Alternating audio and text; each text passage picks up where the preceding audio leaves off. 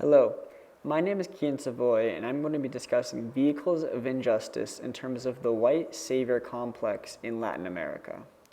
Thanks to Professor Matthias Vogel, I was able to engage in this discussion and this research project with a lot of help. In terms of the introduction, I explore historical examples of Latin American countries' oppression and how that correlates to the white savior complex today. In terms of the research question that I'll answer today, we will be able to find out what is the root cause of the white savior complex, and additionally, what are the consequences of maintaining this system of injustice. In order to answer this research question, there were several methods and tools that I utilized. First, I examined two leaders from Bolivia and Venezuela through historical reports by researchers. Second, I examined the economic regression in terms of GDP on both of those countries. And lastly, I reflect on my own experience in Latin America, seeing vehicles of injustice with my own eyes and the effects and negative consequences of that. In terms of the first result, using the methods that I utilized, the United States opposed the political direction Bolivia was going and supposed a more conservative leader. Hugo Banzer arose as competition to Juan Torres and created a bloody military uprising. At the time of the 1970s, Bolivia was an economic powerhouse, contributing with a lot of natural gas and natural oil sales and exports.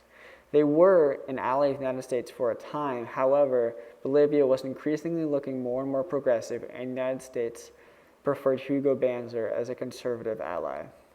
He reigned power after 3 days of taking control of the military on August 21st, 1971. After he took power, the United States provided significant military aid to stem protests against the militarized government. Banzer then cracked down on freedom of speech and other crimes that are considered rights in the United States. In terms of the second result with Venezuela, Maduro's presidency has coincided with a decline in Venezuela's socioeconomic status. However, with crime, inflation, poverty, and hunger increasing.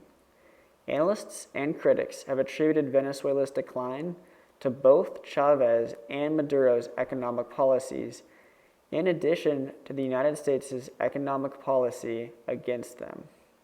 While Maduro has blamed speculation and economic warfare waged by his political opponents, the United States backed Maduro, but then with severe economic policies began crippling Venezuela's economy.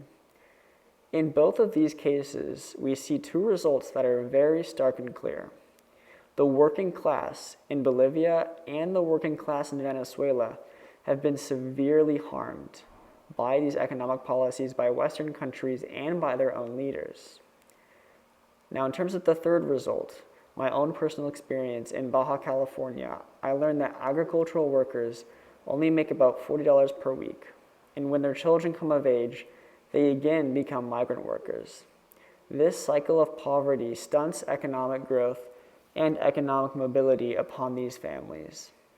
Improving their wages, while would help in the short term, a stable solution involves breaking that cycle by changing the job opportunities of children in Baja. In terms of conclusions, due to many Latin American countries' crippled economies, the government struggled to provide basic needs for its citizens. The United States is partially to blame for the economic regression. This alludes to the white savior complex because people in developed countries like the United States feel it is required to help the local communities in places like Venezuela. However, if those volunteers look slightly deeper at the root cause of Venezuela's problem and other Latin American countries' problems, they will see that the problem and the solution lies not only in the developing country, but in the developed country. In terms of references, engaged researchers from the New York Times, Washington Post, and other research reports. However, most notably, Brendan Moffat and James Ammersberger were incredibly helpful in the reports on Bolivia's history and Venezuela's history in terms of involvement and engagement from other countries. And again, special acknowledgments to Professor Matthias Vogel. He was incredibly helpful in putting together this project. Thank you.